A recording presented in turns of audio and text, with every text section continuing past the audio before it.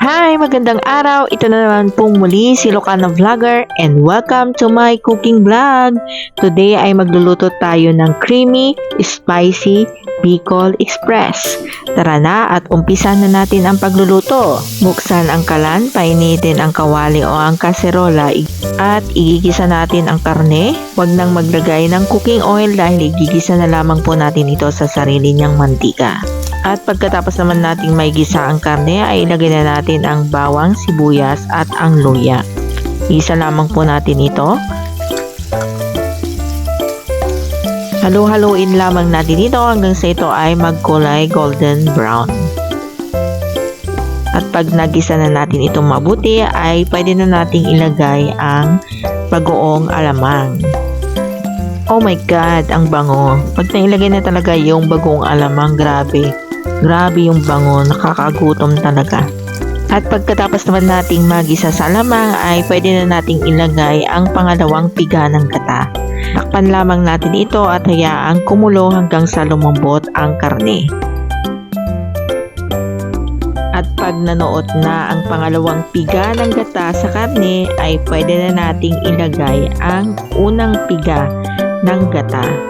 Pero bago natin ilagay ay timplan muna natin ito ng asin at paminta. At pag natimplahan na ay pwede na nating ilagay ang unang piga ng gata.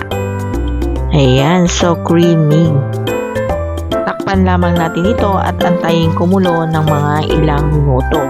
Antayin lamang nating maluto ang gata at magmantika kaunti ay pwede na nating ilagay ang siling maanghang at ang siling haba.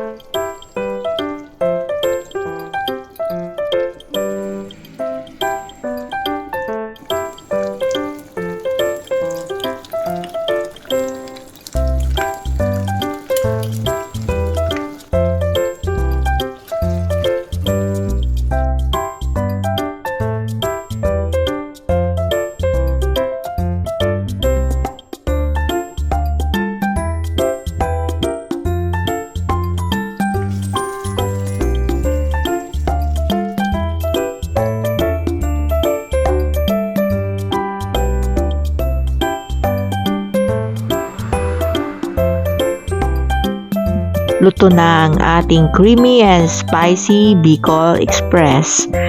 And ready to serve na. Ihanda na ang isang kalderong kanin at kakain na tayo.